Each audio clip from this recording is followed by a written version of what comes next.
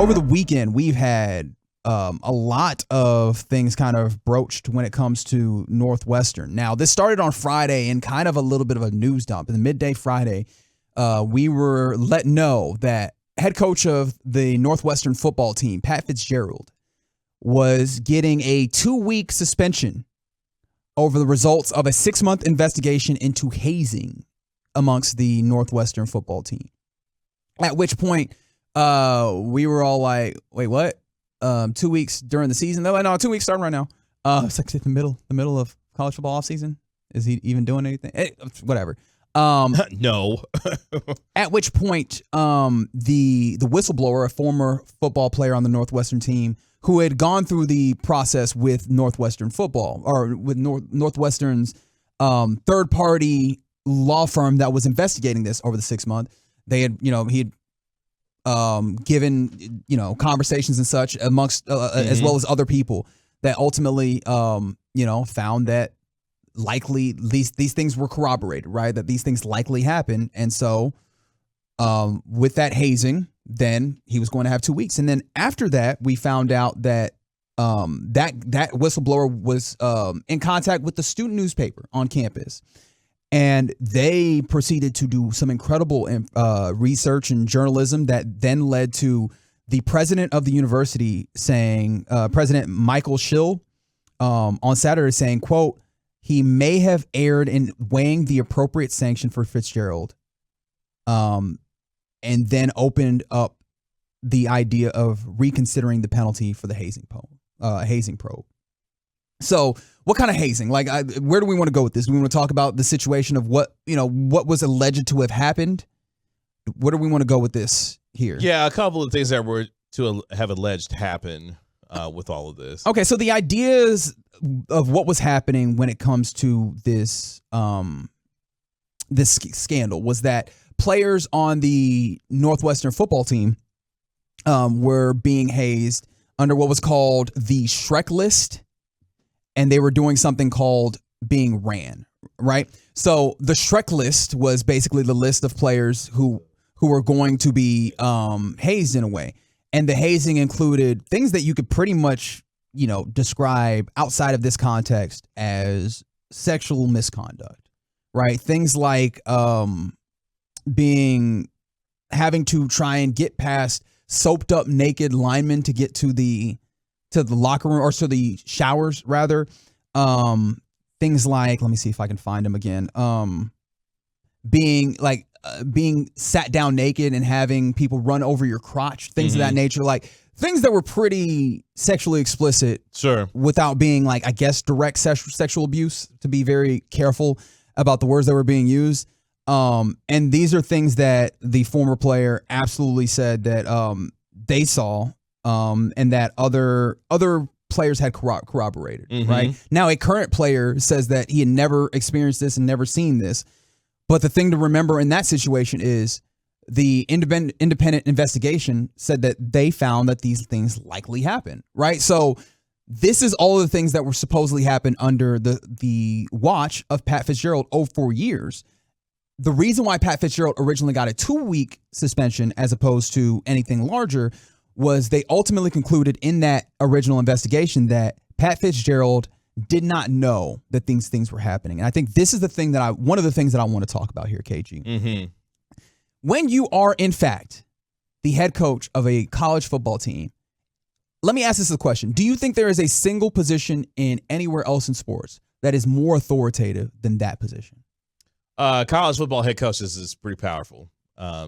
Largely CEOs of those programs, if you will, in a number of ways. So it doesn't get much more powerful than being a head coach in college football, even with all the rules that are in place in today's NCAA. And so when that's happening, I find it amazing that so often a college football coach or a college basketball coach is so often able to try and skirt by with the excuse, well, I didn't know.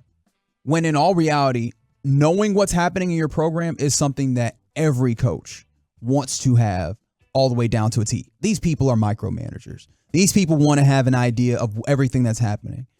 And so the idea that you had hazing happening, but then you did not know about that, is kind of ridiculous, even as an excuse, because here's the tough thing about it. If you did not know what was happening, that is also an issue, is it not? Sure. I think part of what is extremely disturbing about all this, and we'll get to Pat Fitzgerald even more here in just a moment because he has issued a statement with respect to his firing here at Northwestern, is the idea that this is even happening in 2023.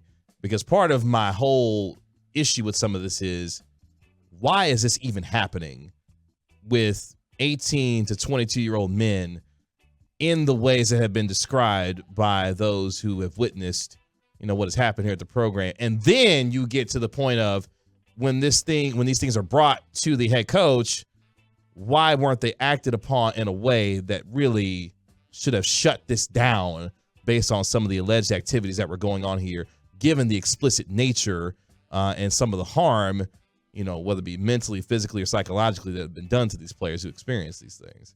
And I really do want to circle back on the institution of the school, because first of all, the idea of getting an independent investigation is something that we see a lot in sports, right?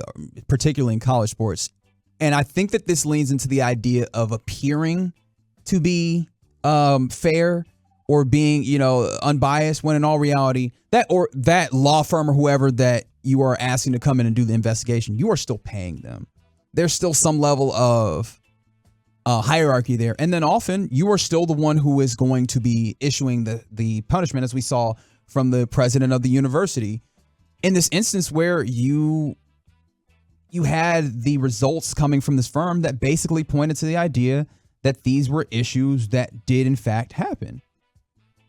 Right? Or at least I think the wording that was used specifically was very likely to happen.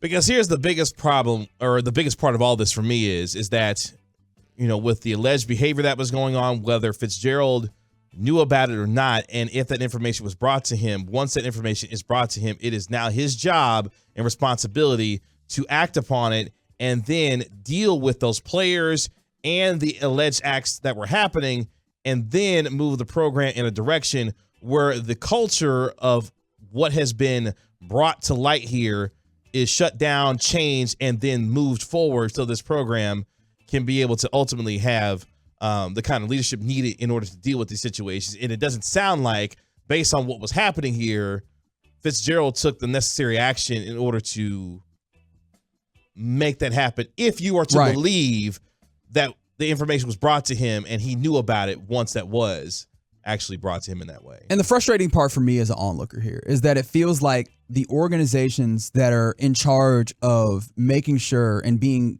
making sure that the students and student athletes that are under their charges are well taken care of, often look for an opportunity to just get away from the issue. In this instance, that is handing down a 2-week suspension to try and kind of swipe this away. We also saw the entire football team, what was listed as the entire football team, write a letter that did a few things that were felt contradictory. That one started with the idea that they had a zero tolerance policy when it came to abuse, but then also tried to acknowledge that the abuse happened, but wasn't all that as bad as it was, right? The idea that it was supposedly, quote, exaggerated and twisted, close quote, which then does not sound like a zero tolerance policy, right? Because if there was something to be exaggerated and twisted, that is something that is non-zero. That is something above zero that you allowed to happen. And with all of that being said, you still are in this place where you were willing to have him just have a 2 weeks and still be in charge until your student newspaper went and really got into the digging of it that your 6-month investigation somehow did not give you. You tell me the journalism students at Northwestern are that much better than this law firm you paid? Must be hundreds of thousands of dollars to conduct this investigation for you to come back around. And we see this even recently with West Virginia, talking about Bob Huggins, where the things outside of the best interests of the players and the students are factoring in. Because one thing to remember is Pat Fitzgerald was an All-American player at Northwestern. Northwestern is not a school that's going to be easy to hire a quarterback or a coach at, particularly one that can win some football games. Northwestern is not a school that's supposed to go to the Big Ten championship. They've been to the Big Ten championship under Pat Fitzgerald. And it's hard to shake the idea that level of he's our guy, that level of we've had results under this quarterback, and that level of, or coach rather, and that level of it's going to be hard to find another one, is not clouding the judgment of he operated and ran a program that allowed sexual misconduct to happen to the charges that he had. And that is insane to me. Among other issues of alleged possible racism, a culture of racism that has been. And that story came up today about the idea that, black players that were black had to cut their hairs in certain ways. Coaches that were black had to do the same under the threat of losing their jobs. Which, on top of everything else, what we're boiling this down to is this is appearing to be a coach who did not have control of his program. And if so, exercised the kind of control that was detrimental to cultivating a culture that allowed his players and coaches to thrive based on the situations and circumstances that they were dealing with. And if that is the case, Fitzgerald had to go. Well, ultimately, after this became a larger media story, after ESPN picks this up from the daily paper or Yes. this college paper, after this becomes a bigger issue and they have to reopen, right? The president of the university has to come back and kind of with his hat on his heart and say, well, I messed up. Let me look at this again. Now they have, as of earlier today, they fired Pat Fitzgerald in the same way that we saw with Bob Huggins again at West Virginia, where after, his second DUI in his tenure and after he said some pretty insensitive and ridiculous things on, radio airwaves, he then kind of agrees to retire, at least previously. That's what we thought. And it just feels like... And now he's wilding back out at West Virginia. And if I can use a certain text to kind of bounce off of to ultimately land this plane here from the 940, a college being in charge of criminal issues, we have players lose draft and futures because of false character issues, whatever. Every one of the players who participated should be looked at the same. But the thing about this is, yes, the people that participated in this should have whatever discipline enacted. But the problem is, the responsibility of the institution is way higher. Yes. The responsibility of the adults in the room is way higher, and they are the ones who are constantly shirking their responsibilities, and you see the people who get hurt because of this. And it feels insane that so often, time in and time out, we see these types of things in college football, college sports, where the institution does not take care of the people that it's in charge of, and then ultimately on the back end, they're like, oh, my bad, we messed up. No, get it right the first time because people suffer because of this. That goes to Baylor. That goes to West Virginia. That goes to Michigan State. As we saw, Larry Nassar came up in the news today. There's a lot of these times, and it just goes to show these colleges and institutions have to be better because they're not the people who suffer for it. It's the athletes, it's the students, it's the humans. It's unfortunately what happens when there's so much at stake in terms of the money and decisions that are made, good, bad, or indifferent, in the name of the money. You have situations like this come up. Now, Pat Fitzgerald is biting back with Northwestern as he has issued a statement, this coming from Pete Thamel of ESPN, to which former Northwestern coach Pat Fitzgerald tells ESPN that he has hired a high-profile attorney to, quote, take the necessary steps to protect my rights in accordance with the law. Fitzgerald saying, quote, in part, I was surprised when I learned that the president of Northwestern unilaterally revoked our agreement without any prior notification and subsequently terminated my employment, end quote. To which I say, number one, he could have given you the courtesy that you were getting fired, but they didn't necessarily have to. Given the circumstances here, and to the point of the 832 that the athletic director should be fired as well. That's another layer to this that's part of this whole discussion. You talked about the responsibility and who that responsibility is owed to. Not only does Pat Fitzgerald owe that responsibility to take care of his players and his coaches under his purview, the athletic director owes the responsibility to take care of those who are under his purview and did not do so because of the lack of judgment and, unfortunately, the lack of understanding and decision-making that was made with the first suspension that led him to have to come back and be able to suspend or relook at the entire issue and then fire Fitzgerald.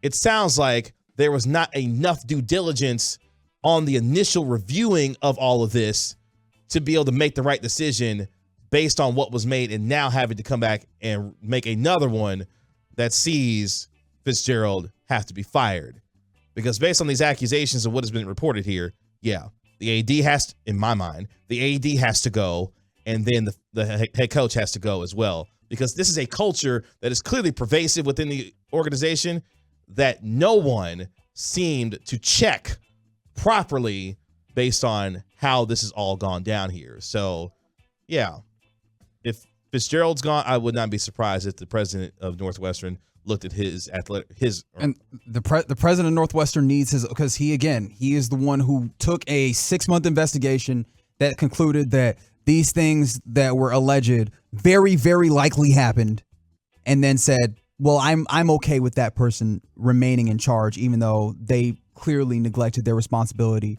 to discipline the people who did inappropriate things and protect the people who needed to be protected. So Get Right with Reggie KG right here on 105.3 The Fan. By the way, the Northwestern program has named its acting head coach. David Braun is going to take over as the acting coach for now. He was the defensive coordinator for Northwestern. He was brought there in January.